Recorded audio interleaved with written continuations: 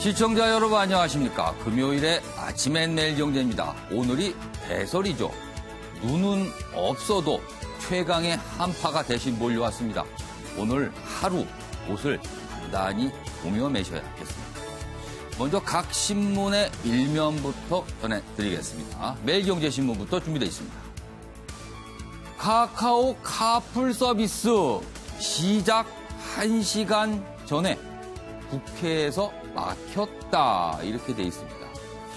차량 공유, 카풀 등 최근에 이슈인데요. 그 내용이군요. 석 달 전 서비스 준비를 마쳤지만 택시업계에 반발하는 그 입장을 정치권에서 고려를 해서 내년 시행, 당장 시행이 아닌 내년에 시행을 해라 이렇게 압박을 하자 사업이 보류가 됐다. 이런 내용입니다.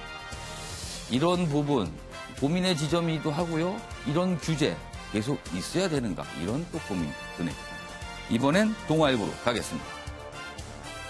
민주당 그리고 한국당 3야 빼고 예산안 처리를 합의했습니다. 어제 소식입니다. 민주당과 한국당은 거의 모든 사안에서 갈등인데 예산안만큼은 같이 합의를 했네요. 내용은 그렇습니다. 15년 보유 1주택 종부세 50% 감면 등등등. 그런데요, 야3당이 주장하던 선거제 논의는 제외를 했습니다. 예산안과 선거제 같이 하자는 게 야3당의 주장인데 그래서 엄청난 반발이 일고 있습니다. 자, 이번엔 조선일보로 가겠습니다. 전 대법관 2명 구속영장 기각이 됐습니다. 어제 밤에 나온 소식이죠. 사법권 남용 혐의 박병대 고용한 전 대법관 구속영장 청구됐는데 법원은요 공모 여부가 의무이다 이렇게 밝히면서 영장을 기각했습니다. 여러 가지 뒷말이 나오고 있습니다. 자, 마지막으로 경향신문 보겠습니다. 자, 한유총 위법 확인되면 설립허가 취소. 칼 빼든 서울교육청 쪼개기 후원금, 집단폐원 협박 등에 대해서 실태 조사를 벌이겠다 이렇게 하면서 위법 확인되면 강력한 조치를 취하겠다 이렇게 밝혔습니다. 자, 오늘도 네 분의 패널께서 자리하셨습니다. 한 분씩 소개해드리겠습니다.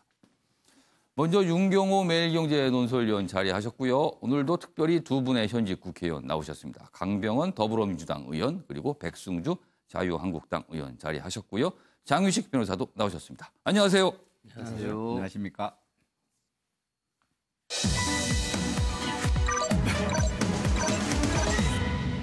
오늘자 신문 기사의 핵심을 정리한 아침을 여는 키워드입니다. 첫 번째 키워드, 손학규의 단식.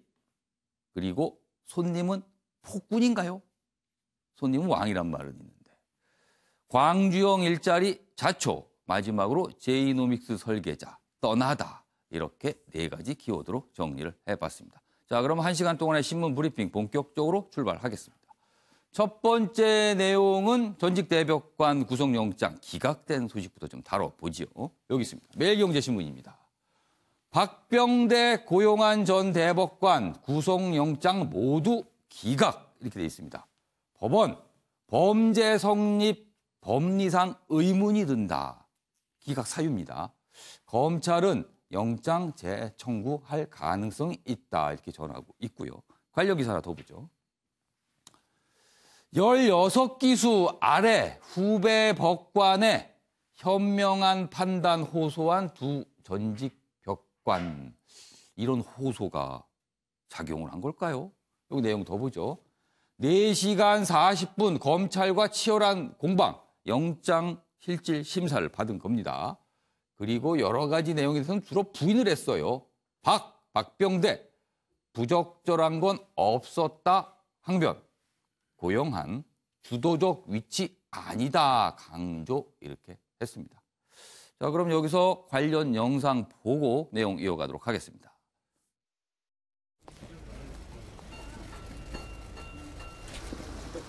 기각 결정 소감 한마디. 전직 대법관 신분이 결정에 영향을 미쳤다고 보십니까? 재판부의 판단에 경의를 표합니다. 그 이외에 드릴 말씀 없습니다. 국무총리직 제안받으신 게 대가성이 없다고 생각하시는 건가요? 사법농단 의혹 사건이 후배들이 알아서 벌인 일이라고 생각하십니까?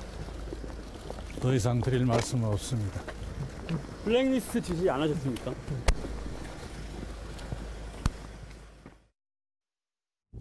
영장 기각 소감 한마디 부탁드립니다. 아이고 추위에 소감. 고생들 많습니다. 다음에 말씀. 그 전직 대법관 신분이 결정 영향 미쳤다고 보십니까? 추위에 고생들 많으시. 인사기록 삭제 정황인데 그 부분에 대해서는 어떻게 생각하시나요? 다음 기회에 지금 수사 중이니까. 후배들이 다 했다는 부분에 대해서는 어떻게 말씀하시나요? 어떻게 생각하시나요? 아이고 추위에. 정말 후배들이 알아서 했다고 생각하시나요? 네, 장영식 변호사. 전직 대법관에 대해서 초유의 구속영장 청구에서 큰 관심을 끌었는데 결국은 기각이 됐습니다. 법원이 밝힌 기각 사유, 범죄 성립이 되는지 의문이 든다. 이 부분이에요? 어떻게 보십니까? 그 범죄 성립 그 자체의 예. 의문이라기보다는 예. 공모 관계가 성립하는지 좀 어. 의문이다. 좀 그쪽에 초점이 맞춰져 있었던 것 같아요. 어.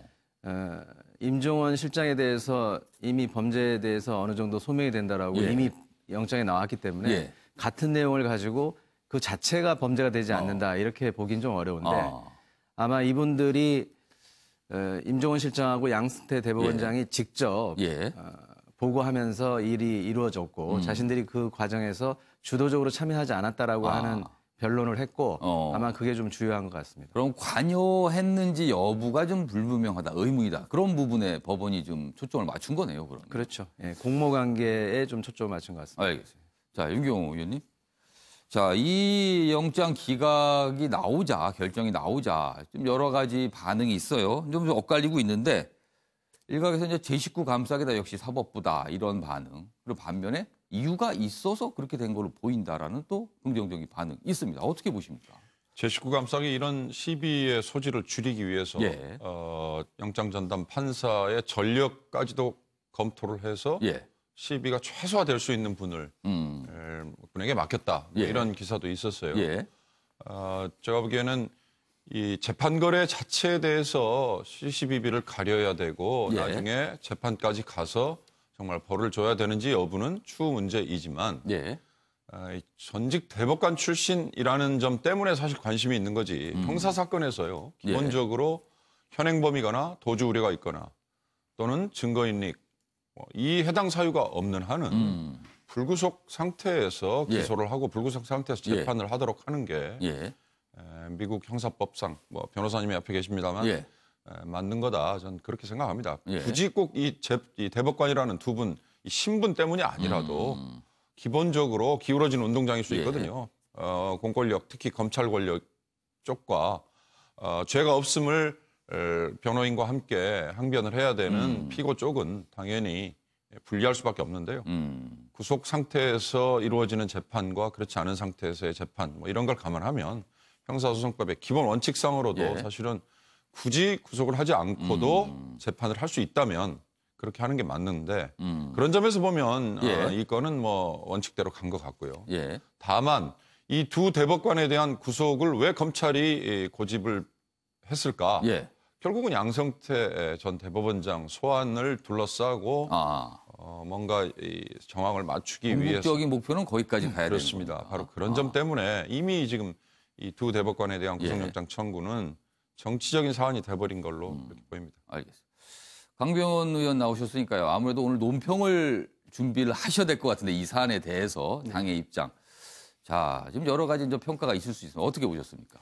저는 저 두 전직 대법관의 기자들의 질문에 예. 답하는 걸 보면서 예. 깜짝 놀랐습니다. 오. 어쨌든 국민을 대신해서 질의하는 거 아니었겠습니까? 예. 근데 이제 우리 고 전 대법관 같은 경우는 추위에 고생이 많다는 말 동문서답으로 일관을 했는데요.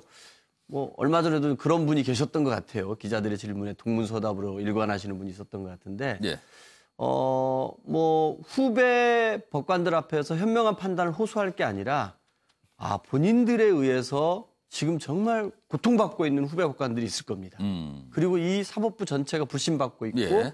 그로 인해서 정말 많은 판사들이 심적으로 괴로워하고 있는데 본인들의 구명을 위해서 예. 후배 법관들 앞에서 현명한 판단을 호소할 게 아니라 예. 본인들로 인해서 지금 이 재판에 성실하게 임하고 있는 많은 법관들 정말 마음이 수검대기가 됐을 텐데 예. 그 후배 법관들을 위로하는 게 먼저였지 않을까 생각이 들고요. 예. 적어도 저 정도의 위치에 계셨던 분들이라고 하면은 이런 사건에 대해서 국민들 앞에 진솔한 마음으로 고개 숙이고 사과하는 게 우선이 돼야 되지 않을까라고 생각입니다. 본인들의 구명을 위해서 저렇게 모르쇠로 일관하고 나는 주도적 위치가 아니었다라고 항변을 하고 있는데요. 예. 주도적 위치에 본인이 아니었으면 누가 그럼 주도적 위치였고 본인에게 누가 또 지시했던 예. 윗선이 있다는 얘기입니까? 오히려 그런 것들을 철저하게 밝힘으로써 예. 사법부의 신뢰를 회복하기 위해서 노력을 해야지 전직 대법관들이 저런 식으로 무책임한 것은 오히려 국민들에게 더 질타받을 일이라고 생각합니다. 알겠습니다. 관련 기사를 좀 하나 보고요. 내용 이어가도록 하겠습니다. 여기 있습니다. 어제 영장실질심사 과정에서 두 전직 대법관이 주장한 내용들을 좀 소개하고 있는데요. 경향신문입니다. 박병대 전 대법관, 박근혜 전 대통령이 총리를 제안했다. 본인에게.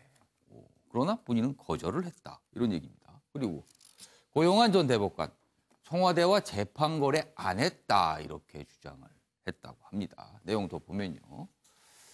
일부 사실관계만 인정.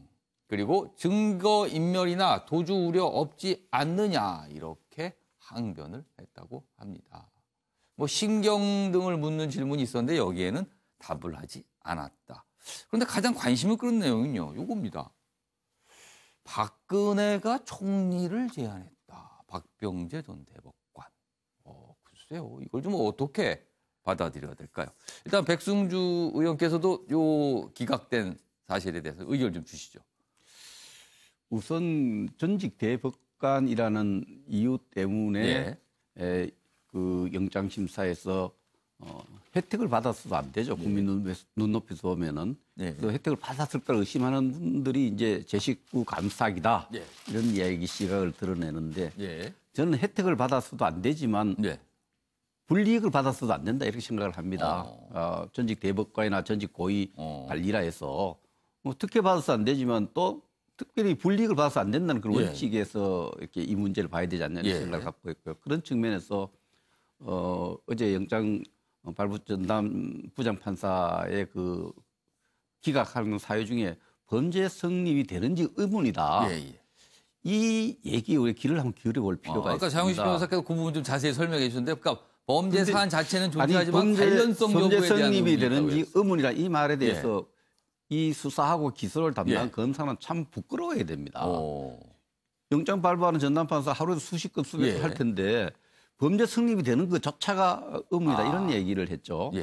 그래서 그 부분에 대해서 우리 검사 또 이것을 구속되기를 바라는 시각에 제 식구 감사이라고 생각을 하는 분들은 이거 잘못된 생각이라고 생각합니다. 우리가 헌법 가치에서 봤을 때 행사 여러 가지 절차상의 그 수사 관련 법을 봤을 때도 불구속 수사가 원칙입니다. 무죄 추정의 원칙 속에서 그런 측면에서 이번 그 기각을 계기로 불구속 수사에 대해서 좀 더 검찰이 성찰하기를 바라고요. 그 지금 뭐 박병대 전 대법관이 이병기 당시 청와대 실장을 만난 그것을 가지고 그때 뭔가 재판 거래했는 거 아니냐 이렇게 수사하고 그것을 증거로 제출했는데 그 질문을 하니까 거기에 대한 답입니다. 거기에 대해 대답을 해야 될 겁니다. 왜 만났느냐. 그때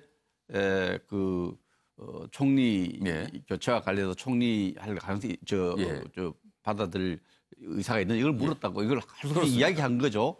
그런 부분 충분히 있을 수 있는 이야기죠. 만났다는 사실만으로 자기 이런 재판 거래 있을 거라 이렇게 추정하고 그 여러 가지 그걸 언론에다 그렇게 이야기하는 것은 잘 적절하게 진실 이야기했다 이렇게 생각을 하고요. 이 부분은 진짜 그 전직 대법관에 대한 특혜도 줘서 안 되고 또 불이익을 줘서 안 되는 그런 아주 상식적인 판단에서 국민 눈높이에서 불구속 수사의 원칙이 지켜지기를 뜻하는 점에 저는 의미 있게 생각합니다. 강 의원께서는 이 총리직 제안했다는 뭐 본인은 이게 거부를 했고 거절했고 그리고 지금 문제가 된 사안과는 전혀 상관이 없다라고 얘기를 했어요, 설명을. 근데 이제 본인이 그 당시에 소위 말해서 알리바이를 설명하는 과정에서 나온 말입니다. 네. 저는 이거는 약간 충격적으로 봐야 될 사안이죠. 왜 그러냐면은 당시에 박근혜 그 정부와 박근혜 대통령과 이 양승태 대법원이 뭐 여러 가지 좀 거래들을 하고 있지 않았습니까? 그중에 대법관 한 사람에게 만나서 총리직을 제안했다는 얘기는 어떤 느낌이 들겠습니까? 그래서 제안받았던 사람은 야, 대통령이 나한테 총리까지 제안할 정도야 라고 하는 것 자체로 이 상권 분립은 심각하게 저는 훼손되고 침해될 수 있는 제안이라고 봅니다. 그 제안을 하는 대통령 비서실장이나 그 제안을 받았던 대법관 자체로 그 관계가 정말 독립적인 관계가 될 수 있겠습니까? 대법관도 저는 엄청 흔들렸을 거라 생각하고 결국은 이런 농단의 시작이 그런 상권 분립을 훼손하는 제안에서부터 다 시작됐고 그걸로 정말 이 얼마나 박근혜 대통령과 양승태 사법부가 유착되어 있는지 극명하게 드러난 사례가 저 총리 제안이라고 생각합니다. 알겠습니다. 아무튼 두 전직 대법관의 구속영장 청구 굉장한 관심이었는데 이제 법원에서는 일단 기각하기로 결정을 내렸습니다. 이유 사항 좀 지켜보도록 하고요. 자, 이번엔 정치권 소식으로 넘어가겠는데요. 어제요. 국회 내에서 보기 드문 장면이 나타났습니다. 낯선 장면이라고도 할 수 있는데 민주당과 한국당이 모처럼 합의를 했습니다. 그런데 좀 문제가 좀 있는 것 같기도 하네요. 여기 보겠습니다. 먼저 한국일보 기사입니다. 선거제 개혁 속 뺀 채 민주한국 예산안 합작. 합작이란 표현을 썼네요. 한국일보는. 내용 좀 더 보면요. 야 3당 빼고 합의를 하는 바람에 정국이 경색됐다. 그리고요. 오늘 본회의를 열어서 수정 예산안이죠. 처리 방침이다. 그리고 손학규, 이정미 두 당 대표는 단식에 돌입을 했습니다. 그 내용 여기 좀 자세히 있습니다. 보시죠. 홍영표, 김성태, 민주당과 한국당 원내대표들 두 사람은 웃었지만 손학규 바른미래당 대표는 선거제 개혁을 거부한 것이다. 이렇게 주장을 하며 단식에 돌입을 했습니다. 여기 내용 보면요. 야3당은 국회에서 철야 농성 돌입했고요. 더불어한국당, 또 이런 말도 나오네요. 더불어한국당 기득권 동맹이다. 이렇게 비난을 하고 있다는 내용입니다. 일단 관련 영상부터 좀 보고 내용 이어가도록 하겠습니다.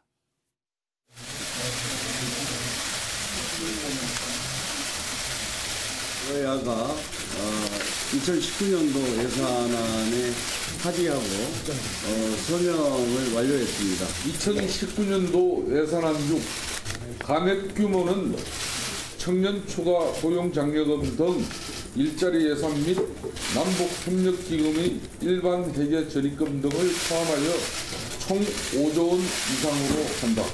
정부는 2019년도 예산안이 국회에 제출된 이후 추진된 지방재정 분권에 따른 지방소비세 인상, 유류세 인하 등으로 발생한 국채 발행 규모를 고려하여 금년 내에 국채 4조 원을 조기에 상환하고 더불어민주당과 자유한국당 원내대표가 설명을 했습니다.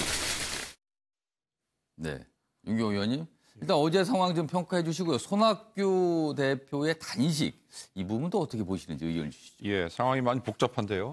국회의원 사실 기본적인 업무 딱 두 가지를 뽑으라면 두 분 의원님 나와 계십니다만 입법활동 그리고 예결산 심의를 통한 행정부 견제 이거 아니겠습니까? 근데 사실 우리는 예결산 특위가 상설위원회가 아니고 연말 사실 정기국회 이후에만 반짝 가동이 되다 보니까 이렇게 연말에 어찌 보면 집중적인 심사를 한다고 얘기합니다만 이 짧은 기간 안에 다 해치워야 되잖아요.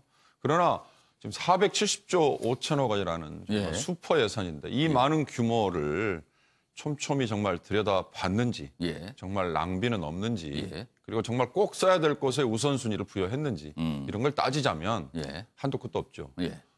거대 지금 여당과 거대 야당 두 정당이 예산안과 다른 사안은 연계시키지 말자라고 했으니까 그 자체만 놓고 보면 사실 맞을 수 있습니다. 예산안 자체 우선 처리, 그다음에 법정 시한 내 처리가 국민들의 사실 요구고 또 헌법 사항이고 예. 국회법에도 그렇게 돼 있고요.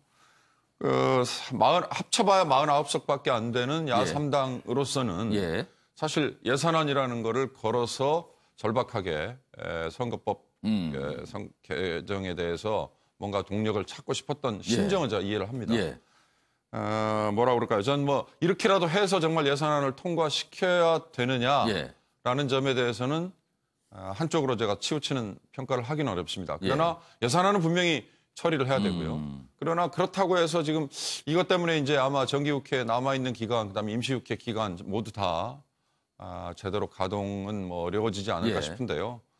모르겠습니다. 이 국민 개개인이 판단을 해야 되긴 하지만 정말 원만한 정치는 아닌 것 같다. 그런 아쉬움이 좀 들긴 합니다.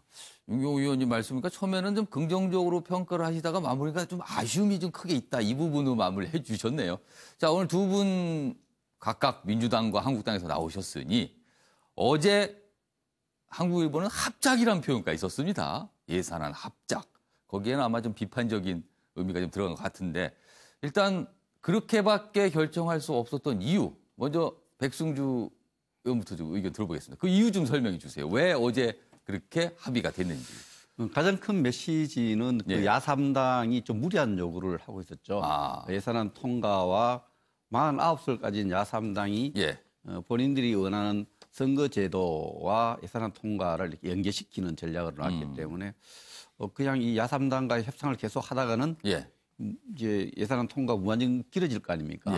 그래서 가장 큰 메시지는 민주당과 우리 한국당이 이렇게 서로가 만족스럽지 않지만 합의해서 한 것은 야3당의 선거 계획 요구에 끌려가지 않겠다. 그 선거제도 변화와 연계시키는 부당하다는 메시지를 야3당에도 전해주고 또 국민에게도 알린 그런 수준에서 했고 또 이 법정 시한을 지났기 때문에 이 법정 시한 안에 치밀하게 우리가 예산을 심의하지 못했지만 계속 지연시키는 것은 우리 정부나 또 국민들에 대한 좀 송구스러운 일이죠. 그래서 시간적으로 좀 절박한 이런 문제 두 가지 때문에 우리 당도 굉장히 불만이 많습니다. 합의에서 불만이 많지만은 국민에 대한 또 책임 이런 문제 때문에 이제 극적으로 예산안에 합의를 하고 또 의원총회를 구해서 의원들의 동의를 구하는 절차를 밟았습니다. 알겠습니다. 강병 의원께서는 지금 백승훈 의원께서 밝히신 그 두 가지 이유에 동의하십니까? 같은 이유신가요? 예, 동의합니다. 우리가 이 정기국회에서 꼭 해야 될 일이 예산안이 가장 중요한 거 아니겠습니까? 470조 5천억이라고 하는 내년도 우리 대한민국 나라 살림살이를 우리가 정해서 정부에 줘야 되는데 그런 저는 절박한 마음이 더 컸다고 생각합니다. 그런 의미에서 늦었다. 처리가 늦었다 지금. 그렇습니다. 왜냐하면은 우리 헌법과 국회 선진화법에서 왜 그 예산안 같은 경우는 자동 부의 조건을 달아놨겠습니까? 그것은 국회가 아무리 싸우고 경색되고 그렇다 할지라도 이 예산안에 대해서만은 자동으로 부의하게 해서 기한 내 처리해서 내년도 우리나라 살림은 변함없이 굴러갈 수 있게끔 국민의 민생을 챙기게끔 한 조항이 아니었나 싶고요. 저는 정치는 창조적인 상상력이 필요한 게 정치의 영역이라고 생각이 듭니다. 만약에 야합이라고 하려면은 이 470조 5천억의 예산안이 정말 한국당이 깎으려고 했던 일자리 예산이 23조 5천억이었고 수조를 깎으려고 했습니다만 제가 알기로는 2천억 정도 삭감한 것으로 알고 있습니다. 정부의 이 일자리, 혁신 성장 그리고 국민의 삶의 질을 개선하려고 하는 예산안의 큰 틀은 바뀌지 않았습니다. 예산을 심의하는 과정에서 삭감과 증액이 있을 수 있습니다만 충분히 기존에 해왔던 대로의 삭감이 있었고 또 다른 증액들이 이루어질 텐데요. 이 470조 5천억이 가지고 있는 예산안의 근본적인 민생과 일자리를 챙기려고 하는 취지는 바뀌지 않았다. 그런 의미에서 야합이라기보다는 정말 우리 국민의 민생을 챙기려고 했던 여야의 합심이 드러났던 것이 아닌가 생각이 들고요. 이 선거제 개혁이라고 하는 것은 이 단기간 내에 해질 수 있는 문제가 아닙니다. 국회의원 개개인의 의사도 굉장히 중요하고요. 국민들의 동의도 필요한 사항입니다. 이거를 짧은 시간 내에 압박해서 날치기 통과하자라고 하는 것과 진배 없기 때문에 예산안과 연계하는 것은 나쁜 관례가 될 수 있기 때문에 절대 받을 수 없었습니다. 제가 간단하게 추가 질문 드릴게요. 일각에서는 요제 상황에 대해서 민주당이나 한국당이 선거제 개편에 대해서 그다지 관심 또는 마땅치가 않다. 그래서 굳이 외면한 게 아니냐 이런 지적도 분명히 있습니다. 그래서 어제 합의문에 연동형 비례대표는 뭐 구체적이지 않지만 선거제 개편에 대해서 앞으로 적극 노력한다 정도의 문구 정도를 좀 집어넣을 수도 있었는데 굳이 안 한 거는 두 거대 정당이 선거제에는 그다지 관심이 없는 거 아니냐 이런 지적도 있거든요. 그건 어떻게 좀 보세요? 그 내용 중에 여러 가지가 있었습니다. 네. 그 연동형 비례대표제를 명시하고 네. 도농복합형 선거구제를 명시하고 그리고 1월 중에 이거를 의결해서 처리한다라는 조항도 있었습니다. 예. 1월 중에 처리한답니다. 예. 저는 과연 이 선거제 개편이라는 게 이 국회의원 모두의 동의가 있어야 되고 예. 국민들의 동의까지 필요한 사항인데 예. 이렇게 번개불에 콩고 먹듯이 할 수 있다? 저는 절대 그렇게 생각하지 않습니다. 알겠습니다. 오히려 저희 당 역시 비례성, 대표성 강조합니다. 예. 함께 하지만 충분히 논의가 필요하고 우리에게 정개특위에서 논의하고 있는 사항 아닙니까? 예. 선거구제와 연계하는 것 자체 예. 이 잘못된 관행을 만들 수 없다는 게 제일 컸다는 거 말씀드리겠습니다. 알겠습니다. 지금 두 분 의원께서 저렇게 이제 설명을 했어요. 이유를 뭐 시청자 여러분께서 판단하시겠지만 두 가지 이유를 밝혀주셨습니다. 그러나 야3당은 반발하는 게 또 분명한 사실이거든요. 그 내용 좀 이어가 보죠. 여기 있습니다. 최악의 준예산 상황은 막았지만 정국은 급속 냉각이 불가피하다. 야3당의 반발이 거세고 있고 농성을 벌이고 있거든요. 손학규, 이정미 대표 단식 중에 돌입했다. 지금 손학규 대표의 모습도 이렇게 보이고 있는데요. 아까도 표했지만 더불어 한국당이 탄생했다라는 게 이제 야3당의 주장입니다만 일단 여기서요. 야3당의 입장 영상으로 저희가 좀 보고 이어가겠습니다. 기득권 양당의 기득권 동맹을 강력하게 규탄한다. 민주당과 한국당이 결국 정치 개혁을 위한 국민적 열망을 거부하고 기득권 동맹을 선택했습니다. 양당은 기득권을 위해서라면 정치 개혁을 중단하는 정도가 아니라 역행도 서슴지 않고 있습니다. 그것이 양당의 맨얼굴입니다. 이번 예산안 야합은 정치개혁과 선거개혁을 명령한 국민의 의사를 철저하게 거스르는 패권주의 기득권 세력으로서 모습을 숨기지 않는 것입니다. 네, 장우식 변호사님. 야3당 반발 굉장히 거셉니다. 그리고 손학규 대표 지금 단식을 어제부터 시작을 했는데 어떻게 보세요? 그 기득권 동맹이라고 하는 그 용어가 예. 사실 국민들 정서에는 맞을 것 같습니다. 왜냐하면 지금 일단 뭐 받은 표보다 의석을 더 많이 가지고 있는 건 맞거든요. 거대 정당들이 예. 지금. 그래서 그 문제를 개선하기 위해서 지금 정개특위가 운영이 되고 있는데 이 정개특위가 사실 제대로 운영이 안 돼가지고 여러 가지 비판을 받고 있는 것도 맞습니다. 근데 사실 앞서서 지적을 하셨지만 이 선거구제를 예산안하고 연계시킨 것 자체가 좀 전략적으로 좀 잘못됐다라는 생각이 들고요. 조금 무리한 전략이었다라고 생각을 하시네요. 그리고 이게 내용이 굉장히 복잡합니다. 그리고 오히려 거꾸로 지금 받은 표보다 덜 받고 있는 소수 정당들이 더 많이 가져갈 수 있는 그런 상황들도 있는 거거든요. 그러니까 이 자체가 그리고 이제 의원 정수의 확대라고 하는 기본적인 전제가 또 만족이 돼야 되는데 그 부분에 대해서는 국민들이 전혀 납득을 하지 못하고 있는 상황이고요.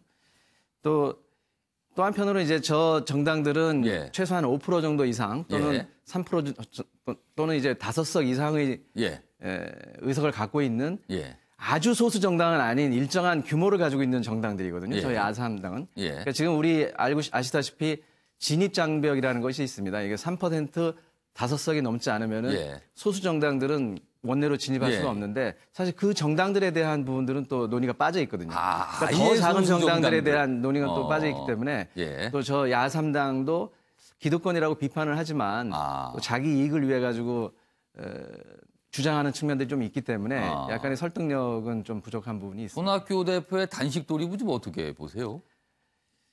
그건 뭐 정치인의 행위이기 때문에 뭐 정치적으로 판단할 수밖에 없는데 지금 여러 가지 12월에 복잡한 사항들이 있고 또 김정일 위원장의 뭐 서울 답방 같은 것도 예상이 돼 있는데 그 과정에서 좀 휩쓸려 버리지 않을까. 지금 현재로서는 시작을 하셨지만 주목을 받기 좀 어려운 그런 상황인 것 같습니다.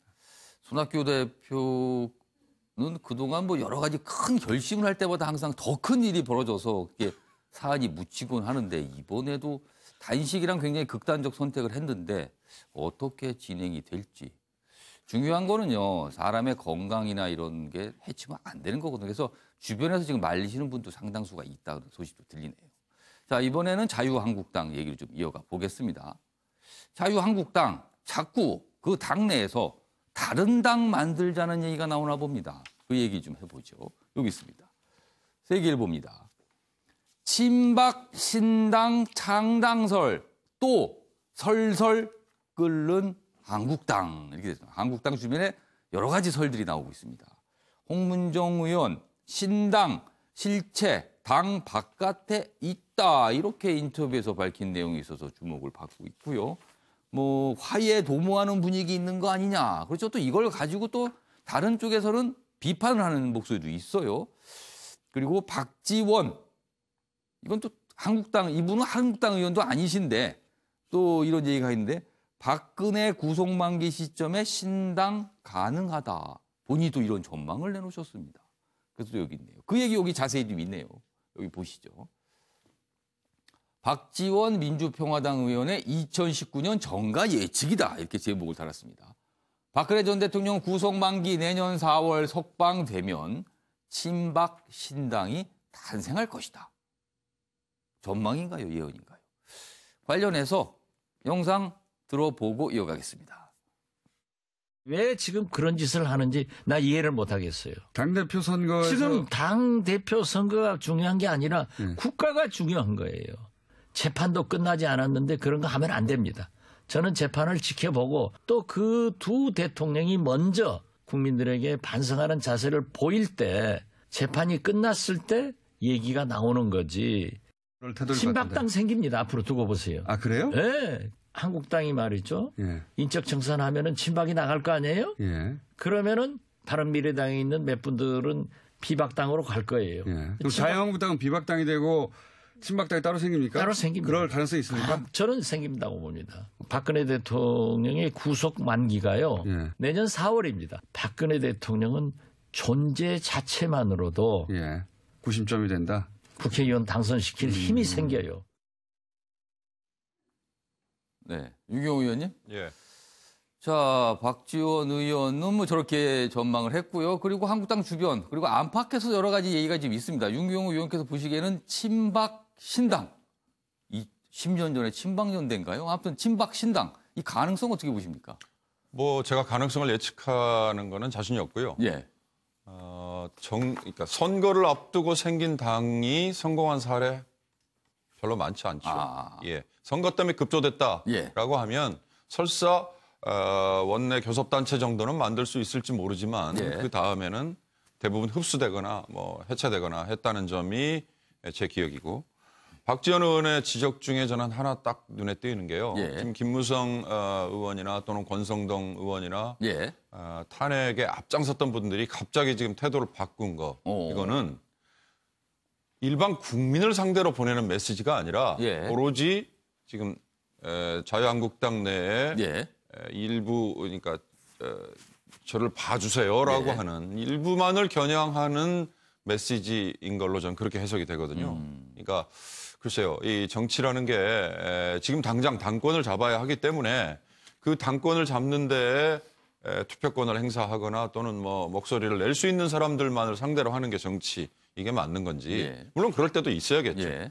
그러나 야당이 지금 중진이시라면 그런 점에서는 아까 박지원 의원이 한 얘기 중에 지금 정당만을 생각할 게 아니라 국가를 생각해야 된다. 전 그 말이 바로 그런 의미가 아닌가 싶은데요. 지금 자유한국당의 비대위 체제로 가고 있고 그다음에 전당대회가 예정돼 있습니다. 해보니까 도저히 정강이나 또는 정책에서 안 맞다. 그래서 우리는 떨어져 나가야겠다. 그런다면 아무도 못 말리는 거죠. 그런 상황에서라면 정말 오히려 더 권해야 되는 거고요. 그런 것 때문에 사실 선거법도 좀 바꿔야 되고 다당제가 정착을 할 수 있는 토양을 뭐 여건을 만들어줘야 되는 거 아니겠습니까? 그런 게 아니고 아까 제가 초대에 말씀드린 것처럼 선거를 앞두고 공천 또는 표 당선을 위해서 그걸 위해서 만들어지는 정당이라면 그거는 성공 가능성은 아주 낮을 것 같다 이런 생각이 듭니다. 유교 의원께서는 일단 뭐 신당 창당 가능성보다는 그 의미 그리고 그게 과연 어떤 의미를 가진가 이 부분 좀 집중 설명해 주셨는데 자 백승주 의원께 질문을 안 드릴 수가 없습니다. 한국당 내 진짜 요새 분위기가 어떤 겁니까 이 신당에 대해서? 박지원 의원 말씀이나 또 뭐 신당에 대한 얘기하는 분들은 제가 생각할 때는 정치 공학적인 상상력 그 이상도 이하도 아니다 싶습니다. 지금 자유한국당이 제일 지금 제가 만나는 또 지역에 제가 경상북도 구미입니다. 박정희 대통령 고향이 생가가 있는 구미가 지역구인데 많은 유권자들을 만나고 시민을 만나고 동료 의원을 만나는데 거의 공통점이 수권 정당을 만들어서 단합해야 된다는 겁니다. 그래서 그런 노력들이 좀 결실을 맺어서 저희 당이 지금 뭐 전 통계 숫자를 그렇게 신뢰하는 입장은 아닙니다만 25% 중반대에 이제 지지도를 끌어올리고 있는데 이 지지도는 2015년 후반기에 민주당 지지율하고 비슷합니다. 지난 19대 총선을 앞둔. 그래서 상당히 그 한국당이 지금 국민들에게 좀 관심을 끌고 또 지지를 받아가는 입장에서 우리 자유한국당이 망하기를 바라는 그런 상승세를 꺾기를 바라는 분들의 정치적 소망 그 이상 또 이하도 아니다 이렇게 생각하고요. 신당 얘기를 하시는 분은 제가 저 주변의 분들 국회의원이라든지 저 지역에 있는 많은 정치인을 만나는데 지금은 단합할 때이고 민주당의 일방적인 독주적인 어떤 이런 국정 운영을 막아야 하는 그런 절박한 심정을 갖고 있는데 신당설 분당설 얘기하는 거 우리 박지원 전 대표님이 뭐 자유한국당에 대한 애정이 있겠어요? 그래서 자유한국당이 좀 잘 안 되기를 바라는 분들의 정치 상상력 그게다 이렇게 저는 그렇게 얘기하고 싶습니다. 잘 안 되기를 바라는 분들의 상상력일 뿐이다 이렇게 일축을 해주셨는데 관련 기사 있습니다. 여기 국민일보 기사가 좀 비슷한 내용을 좀 다루고 있네요. 보수 일각 친방 신당론 군불지피지만 실현 가능성 희박하다 이렇게 제목을 달았습니다. 일부 의원 20석, 20석 확보도 가능하다 이렇게 말을 하죠. 박근혜 구속 만기 석방설에 대해서는요. 법조계에서는 아예 불가능한 얘기다. 이게 무슨 말이 안 된다. 그래서 일단 석방설도 불가능하고 신당설은 희박하고 이런 분석도 있다는 내용입니다. 이거는 이제 장유식 변호사께서 좀 어떻게 보세요? 일단 석방설 부분은 법적으로 어떻게 되는 겁니까? 목이 좀 잠기셨네요. 날이 좀 차서. 그럼 장유식 변호사가 지금 목을 가다듬을 동안 강병원 의원께서 먼저 말씀하시죠. 저는 이렇게 이 김무성 전 의원이 이 일을 굉장히 주도적으로 좀 하시는 모양이에요. 근데 김무성 의원의 이 말을 우리 국민들이 기억하고 있습니다. 저도 국민도 속았다. 탄핵을 해야 된다. 라고 했던 김무성 의원의 말이 있습니다. 근데 갑자기 김무성 의원이 최근에 이제 당권 도전을 하기 위해서 여기 지금 움직이지 않습니까? 그러면서 이제 박근혜 전 대통령 불구속 재판 뭐 촉구 결의안을 내서 이런 얘기를 하고 있는데요. 여기에 또 호응하는 게 홍문종 의원이 아닌가 싶어요. 이 친박 신당에 실체가 있다라고 얘기를 했습니다. 이 박지원 의원의 말에서 나온 것이 아니라 홍문종 의원 스스로가 이 친박 신당에 실체가 있다라고 스스로 얘기한 것입니다. 보니까 이제 이 또다시 이 당권을 앞두고 한국당 내에서 본인에게 유리한 판을 만들어 보려고 한 사람이라도 끌어당기려고 이런 말들을 막 던지고 있는 것이 아닌가 생각이 드는데요. 우리 국민들이 어떻게 볼지 이 국민들의 마음을 모른다면은 어떤 주장을 하건 어떤 당을 하건 어떤 당간판을 갈아치우더라도 우리 국민들은 진정한 사과 그리고 혁신이 되지 않는 이상은 인정하기는 쉽지 않을 것이다. 라고 저는 생각을 합니다. 백승주 의원께서 갑자기 손을 드셨습니다. 말씀하세요. 그 민주당이 당을 만들고 부수고 새로 당 만든 전문가 아닙니까? 경험에서 아마 설명을 한 것 같기도 하네요. 그게 만만한 작업이 아니다라는 부분. 알겠습니다. 장유식 변호사께서는 그 석방설, 박근혜 전 대통령 석방설 이게 법적으로 어떻게 됩니까? 지금 이제 공천 개입 문제로 이미 확정 판결을 받은 부분이 있기 때문에 2년을 받았죠. 지금 재판을 일부러 지연시키거나 또는 확정된 재판에 대해서 사면하지 않는 이상은 그 현실적으로 불가능할 것이다 이런 얘기고요.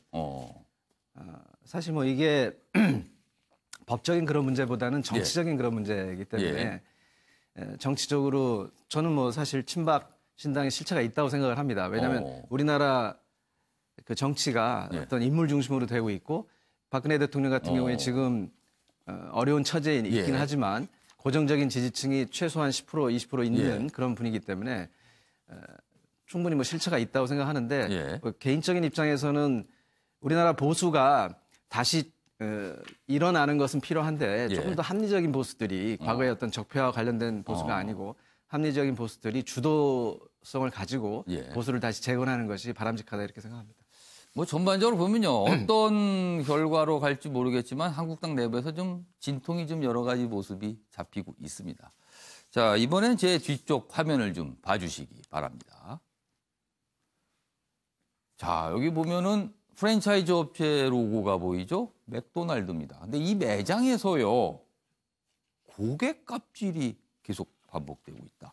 끊이지 않는 고객의 갑질이다. 이렇게 해서 지금 굉장히 논란이 되고 있고 많은 분들이 또 분노하시는 분도 있습니다. 자, 그럼 어찌된 이야기인지 박진아 아나운서가 전하는 이슈톡을 통해서 들어보겠습니다. 보시죠. 맥도날드 매장에서 손님이 직원에게 물건을 던지는 일이 또 벌어졌습니다. 먼저 지난달 11일에 있었던 울산 드라이브스루 사건 기억하시죠? 차 안에 있던 손님이 20대 직원을 향해 음식을 집어던져 공분을 샀는데요. 당시 이 고객은 사건 발생 뒤 현장을 떠났습니다. 이에 맥도날드 측이 해당 고객에게 고발 조치를 하고 폭행 혐의로 입건했다고 밝혔는데요.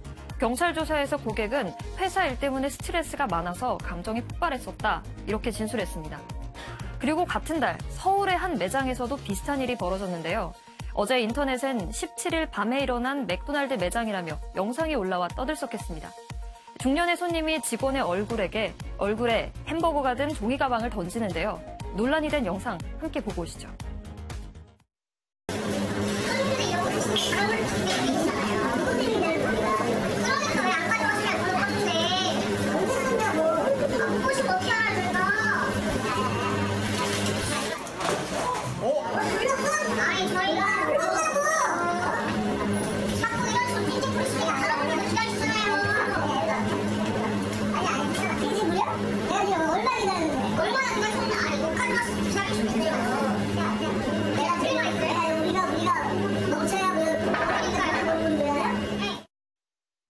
음식을 주문한 후 전광판에 적힌 주문 번호를 확인하지 못한 손님이 음식이 안 나온다며 직원에게 따졌는데요. 손님과 직원 사이에 말다툼이 벌어져 일어난 일이라고 합니다. 이 영상이 논란이 되자 어제 맥도날드는 당시 사건에 대해 설명했는데요. 바로 경찰이 출동했고 해당 고객도 사과했다. 직원도 사과를 받아들여서 일단락된 내용이다 라고 밝혔습니다. 또 피해 당사자가 더 이상 논란이 확대되는 걸 원치 않아서 고소 등의 법적 조치는 없었다고 전했습니다. 이 사건, 드라이브스루 사건 때와는 결말이 좀 다르죠. 하지만 사람에게 물건을 던지는 행위는 문제가 될 일이라는 거 기억해야겠습니다. 지금까지 박진아의 이슈톡이었습니다. 네, 백승주 의원님 어떻게 보셨습니까? 이 주제에 대해서 다른 분들이 희망자가 없어서 제가 나섰는데요. 이제 제가 전체적으로 사회면의 뉴스를 보면 사이코패스 있지 않습니까? 잘못을 저지르고도 그 잘못을 모르고 무시하는 분들이 우리 사회에 굉장히 많아지고 있는데 이 부분 좀 심각하게 우리가 생각을 해야 되고 적절하게 화해 형식으로 이렇게 또 피해 당사자와 또 피해를 준 사람의 화해로서 해결하는 것도 뭐 좀 바라는 부분도 있지만 제가 볼 때는 이 언론 보도를 통해서 그 잘못한 사람들이 적절한 수준의 잘못에 대한 대가를 치르도록 이렇게 하는 문화를 만들어서 이렇게 잘못을 저지르고도 잘못을 모르는 사람들한테 좀 그 경각심을 주는 그 사회 문화가 정착돼야 될 것 같아요. 제가 음식 가면 그런 경우를 굉장히 많이 보거든요. 손님들이 그 종업원이나 주인한테 좀 횡패를 부리는. 너무 심하게. 택시 운전사도 그런 게 많잖아요. 이런 부분에 대해서 적절하게 이렇게 뭐 타협하고 적절하게 보상받고 이렇게 해결하기, 금전적으로 해결하기 이런 것보다는 적절한 잘못에 대해서는 어떤 잘못에 대해서 적절한 거기에 따르는 하나의 경각심을 느낄 정도의 처벌을 하고 그 처벌 내용이 공유돼야 이 부분이 줄어들 수 있다고 생각을 합니다. 알겠습니다. 손님은 뭐 왕이라고 흔히 말하지만요. 그 왕이 왕답지가 않으면요. 폭군으로 보입니다. 어떤 일이 있어도 식당 같은 곳에서 음식을 종업원에게 집어던지는 일, 이거는 있을 수 없는 일이거든요. 폭군이 될지 왕이 될지는 손님 스스로가 선택을 하셔야 될 것 같습니다. 자, 이번에 다른 기사 넘어가겠습니다. 여기 보시죠. 조선일보입니다. 문 대통령까지 사칭한 가짜 권양숙. 윤장현 전 광주시장 지인의 5억 더 빼내려다 덜미. 아, 이 가짜, 이 사기, 보이스피싱. 이번에 문제가 된 이 인물. 이번에 문재인 대통령까지 사칭을 했다네요. 엄청난 분입니다, 이분 진짜. 여기 보시죠. 취업 청탁 들어준 사학재단 이사. 대통령 사칭 문자 받고 사기 직감. 하여튼간 대통령 사칭 문자를 받고 사기를 직감해서 이제 문제가 된 거예요. 그래서 봉하마을에 연락해 사실관계를 확인해 봤더니 사기더라. 이렇게 된 겁니다. 자, 윤 전 시장의 보이스피싱 알렸지만 되레 왜 의심하냐 타박도 했다 그러네요. 그래서 윤 전 시장의 여러 가지 지금 모습과 행동 납득이 잘 쉽게 가지 않는데 아무튼 그 얘기와 변론으로 문재인 대통령까지 사칭한 가짜 여러 사람에게 접촉을 했군요. 윤경호 의원님.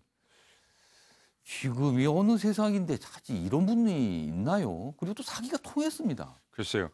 윤장현 전 시장이 공천을 다시 받기 위해서 뭔가 이런 뒷거래에 응했을 것이다. 이렇게 뭐 추정을 하는데 제가 보기에는 이분 개인의 성격이 많이 작용을 했던 거 아닌가 싶어요.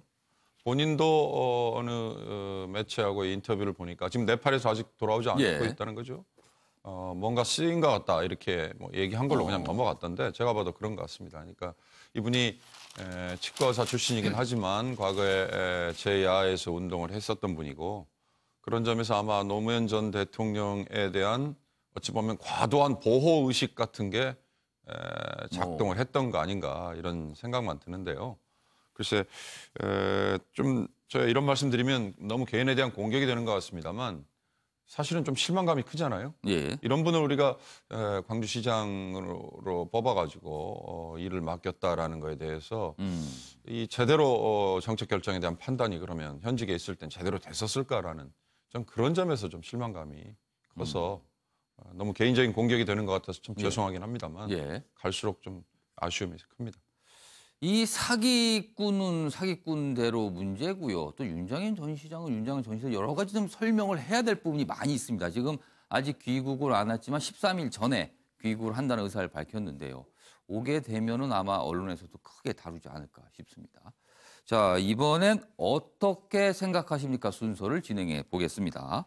한 가지 이슈에 대한 패널 분들의 깊은 생각을 들어보겠습니다. 보시죠.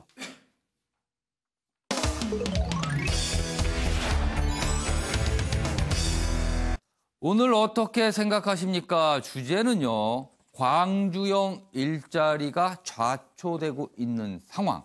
이 상황에 대한 의견을 좀 들어보겠습니다. 먼저 관련 기사를 보고 내용을 이어가도록 하죠. 여기 있습니다. 한국일보입니다. 시장 원리 반환 무리수 조급 중 이렇게 돼 있습니다. 엔진 꺼지는 광주형 일자리다. 이렇게 제목이 달려 있습니다. 될 듯 말 듯 협상 난항하는 이유는 무엇일까요? 그걸 좀 설명을 했는데요. 사회적 대타협 전제사업 불구하고 현대차는 인단협 유예 이쪽에 굉장히 치중을 하고 있고요. 노사가 서로 다른 가치를 인정하지 않아서 협상이 잘 안 되고 있다. 일단 이렇게 분석을 했고. 그리고요. 정부는요. 일자리 사업 지지부진하자 광주시 정치권 몰아붙이기에 급급하다. 빨리 뭘 좀 해라. 그래야 일자리 생기지 않느냐. 이게 또 정부다. 냉각기 불구 협상 불씨는 남아있다. 노동, 경제 논리 바탕 협상 정비를. 그래서 이 제목이군요. 시장 원리도 안 맞고 뭔가 조급한 것 같고 이런 모습이니 난항을 할 수밖에 없다. 이렇게 한국일보는 분석을 했습니다. 자, 그럼 네 분의 의견을 좀 들어보겠습니다. 왜 광주형 일자리 그토록 큰 관심을 모았는데 이렇게 안 되는 것인지. 먼저 윤경호 의원님. 예, 저는 떡줄 사람은 생각도 없었다 이런 표현을 썼는데 일자리라는 게 기본적으로 기업이 만들어야 되는 거죠. 이번의 경우도 국내에 지금 있는 자동차 회사라는 게 현대 기아차밖에 사실은 없는 셈 아니겠습니까? 나머지는 다 외국계 회사니까.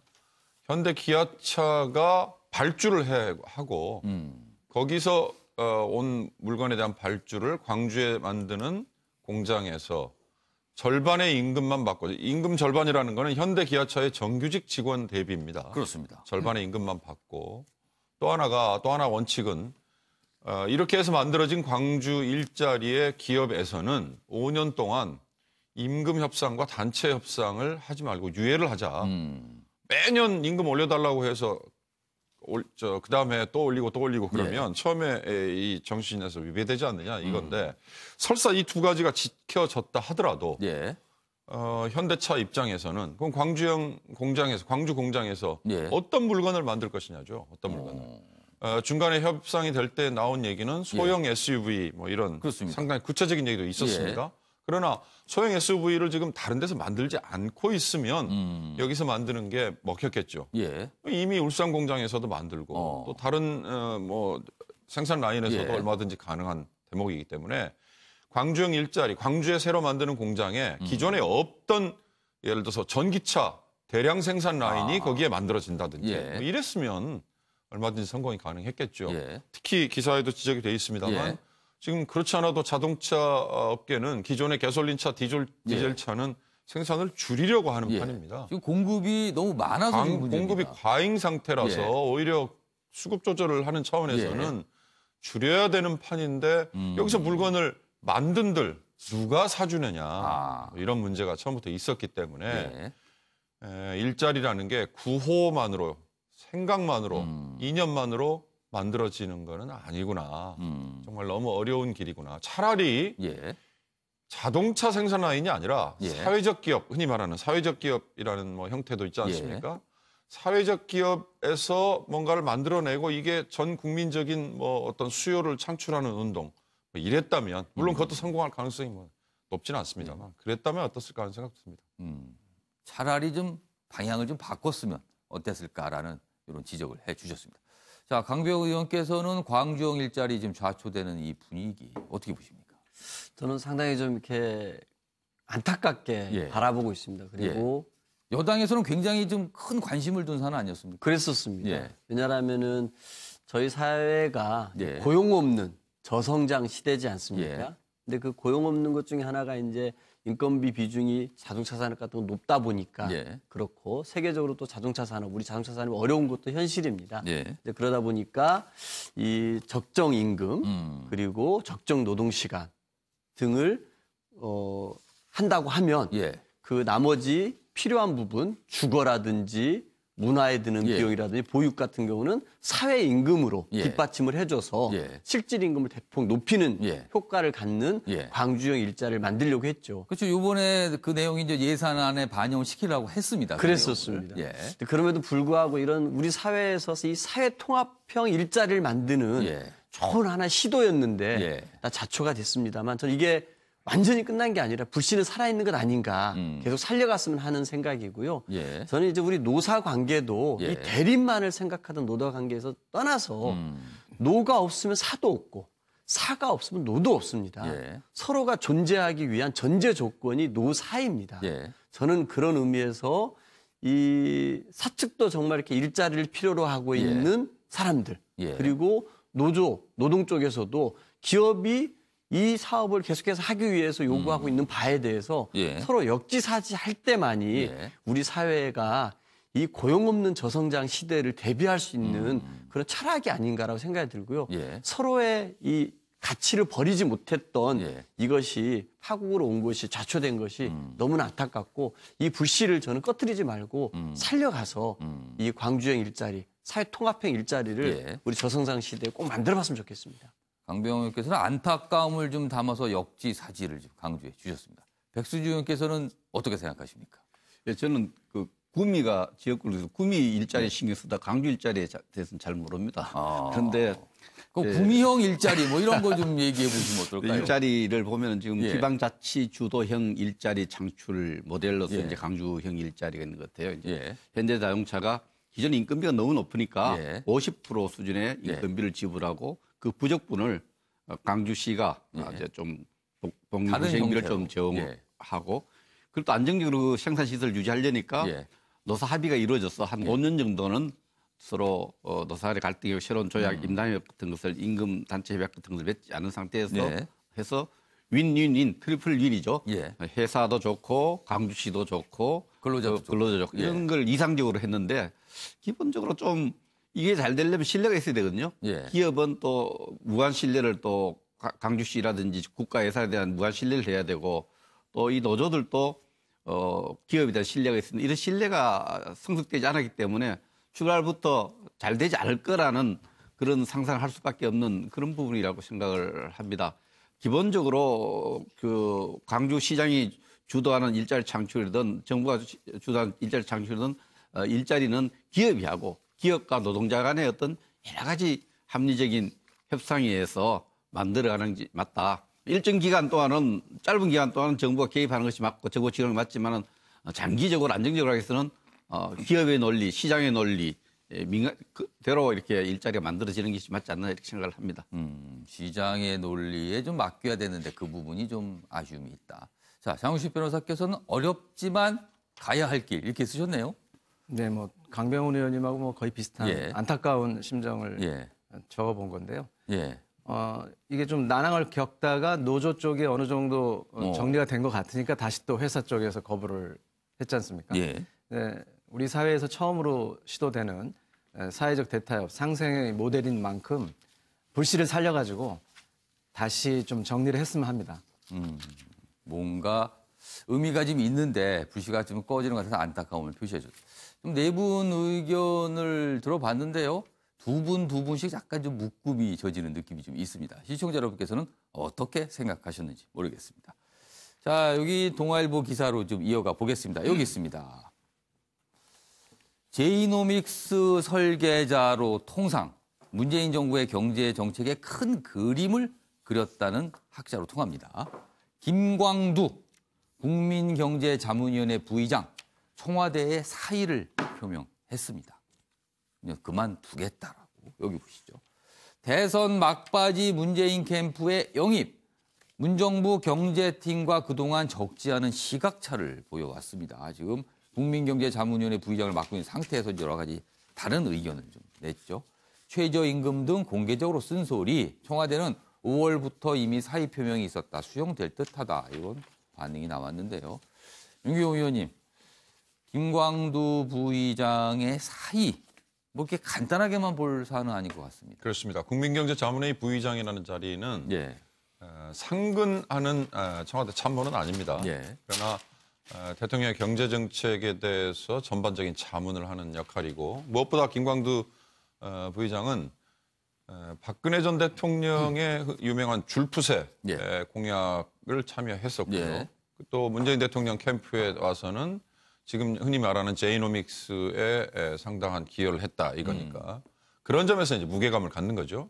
그러나 국민경제자문회의 부의장 역할을 수행한 다음에는 현재 지금 대통령 주변에 경제정책을 보좌하는 참모들과 약간 다른 생각이 있었던 게 최저임금 인상 같은 거에 현장에서 이렇게 부작용이 있는 걸 확인했으면 속도 조절을 해야 된다라는 얘기를 서슴없이 해왔어요. 그런 점에서 아마 좀 충돌도 있었던 것 같고 그러나 꼭 충돌 때문에 이분을 내쳤다 전 이렇게 보고 싶지는 않은데 어찌됐든 뭐 내칭이나 본인 스스로가 이제 사의 표명을 했다는 그렇습니다. 문제는 사의 표명한 시기가 지금이 벌써 12월인데 12월 훨씬 이전에 지난 5월, 6월부터 이런 얘기들이 흘러나왔단 말이죠.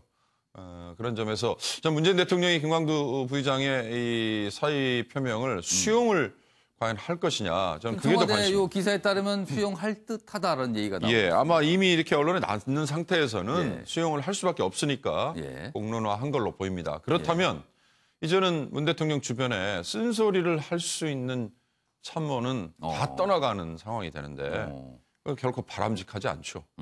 대통령과 같은 생각을 하는 사람들이 물론 참모를 하고 뭐 장관을 하고 그래야 되는 건 맞습니다. 그러나 구체적인 방법론에서는 가끔씩 이견을 좀 제기를 할 수도 있어야 되고 대통령에게 쓴소리를 좀 할 수 있는 사람이 있어야 되는데 그런 분들이 다 떠나가고 나면 그냥 오로지 한쪽 방향으로만 갈 수밖에 없을 테니 그런 점이 좀 아쉬움이 남습니다. 지금 문재인 대통령과 청와대가 이제 집권 3년 차를 향해 달려가고 있는데요. 떠난 사람, 그리고 떠나려고 하는 사람, 그런데 계속 남아있는 사람, 뭐 여러 가지 모습이 교차됩니다. 관련 기사를 좀 이어가 보죠. 여기 있습니다. 자, 같은 참여연대인데 장하성 보내고 조국 지킨 대통령 왜 그랬을까라고 중앙일보가 이렇게 제목을 달았습니다. 여권, 조국은 2012년 대선부터 지원, 장하성이 진골이라면 조국은 성골이다. 그러니까 떠날 수가 없는 것이다. 의미가 다르다. 그리고 조국은 개혁 이미지 대체자가 없다. 바꾸고 싶어도 바꿀 수가 없다. 뭐 이렇게 분석을 좀 해놨고요. 자, 여기 관련 하나 더 보죠. 이런 상황에서 정동영 대표의 주장입니다. 문재인 대통령이 요새 혼밥을 한다. 사람을 잘 만나지 않는 거 아니냐. 집권 1년 지나 귀다쳐 문제다. 그러면 안 된다. 이렇게 또 지적을 했어요. 지금 제가 김광두 부의장의 사의 표명, 그리고 장하성, 조국, 그다음에 정동영 의원의 주장까지 최근에 청와대 분위기에 대한 밖의 시각이 아닌가 싶어요. 그래서 쭉 나란히 소개를 봤는데 일단 강병원 의원 어떻게 보십니까? 지금 조국과 장하성 비중이 다릅니까? 두 인물은? 어떻게 보세요, 그 부분은? 저는 뭐 비중이 다를 거라고 생각하지는 않습니다. 예. 어쨌든 대통령께서 이 소득주도 성장 그리고 포용국가를 위해서 발탁했던 분이 장하성 실장이었고요. 그리고 사법개혁과 이 적폐청산의 적임자로 조국 교수를 발탁을 해서 민정수석에 기용을 했지 않습니까? 저는 그 인사에 대해서 우리 뭐 문재인 정부 초기에 굉장히 국민적인 지지들이 있었고 있었던 걸 다 알고 있습니다. 그런데 하지만 어쨌든 그 장하성 실장은 뭐 그 과정에서 어쨌든 그 김동연 부총리하고 이런저런 있었고 그 틈새를 벌리려고 하는 또 집요한 또 공격들도 있지 않았습니까? 거기에서 좀 이렇게 물러나시게 됐고요. 조국 수석 같은 경우는 최근에도 뭐 특감반 문제가 있었습니다만 저는 좀 과거 정부의 민정수석실에서 있었던 이런 비위라든가하고는 차원이 다른 성격도 다르고 내용도 다르고 대처 방안도 달랐습니다. 무슨 뭐 권력이 개입해가지고 저질렀던 것이 아니라 특감반원의 일탈에서 시작됐던 것에 대해서 과감하게 특감반원 전원을 교체했고 청와대가 먼저 나서서 사실을 밝히고 그리고 조치를 발표하지 않았습니까? 그래서 과거에 이제 권력이 개입해가지고 민간인을 사찰하고 뭐 특별감찰관 이석수를 뭐 감찰하는, 사찰하는 그런 내용하고는 전혀 차원이 다릅니다. 저는 그런 의미에서 특별히 무슨 뭐 이 사람을 썼는데 바꾸려고 하면 사유가 있어야 되는데 그럴 사유가 전혀 없는 것 아닌가라고 생각이 들고요.